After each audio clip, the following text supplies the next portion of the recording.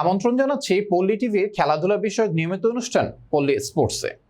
দর্শক, ফুটবল জগতে আর্জেন্টিনার সেরা খেলোয়াড় হিসেবে দিয়েগো ম্যারাডোনার নামটাই সবার আগে আসবে।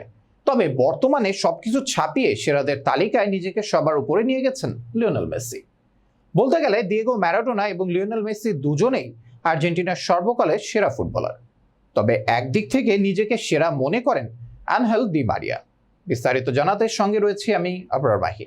চলুন দেখে আসি ডেস্ক রিপোর্টে। ইউনিয়ন এক্সপ্রেসের স্মার্ট শপিং এ বিক্রি বাড়ে রাইতে দিনে। Union express. গত জুলাইয়ে কোপা আমেরিকার শিরোপা জিতেই নিজের বর্ণাঢ্য ক্যারিয়ারের ইতি টেনেছেন ডি মারিয়া। ক্যারিয়ারের একেবারে গোধূলি লগ্নে এসে জিতেছেন দুটি কোপা আমেরিকা এবং বহুল আকাঙ্ক্ষিত বিশ্বকাপের শিরোপা। মজার ব্যাপার হলো 2021 সালে কোপা আমেরিকার ফাইনাল এবং 2022 সালের বিশ্বকাপের ফাইনালে গোল করেছিলেন ডি মারিয়া।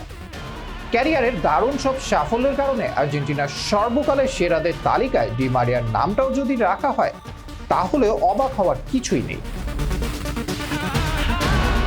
কারো কারো মতে মেসি ও ম্যারাডোনার পর সর্বকালের সেরাদের তালিকায় ডি মারিয়ার নামটাই থাকবে। পারফরমেন্স ও পরিসংখ্যানের দিকে তাকালেও তাই মনে হয়। তবে বিষয়টি নিয়ে সম্প্রতি ডি মারিয়া নিজেই মন্তব্য করেছেন।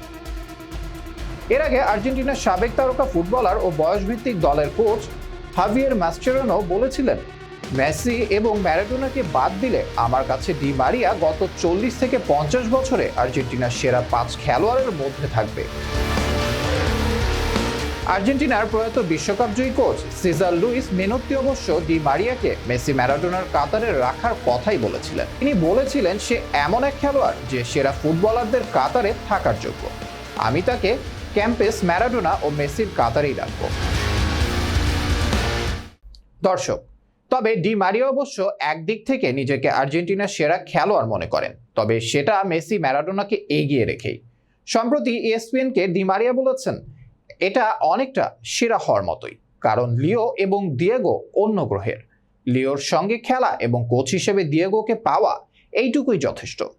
আজ এ পর্যন্তই। পরবর্তী পর্বে হাজির হওয়ার প্রত্যাশা নিয়ে আজকের মতো বিদায় নিচ্ছি। আল্লাহ হাফেজ।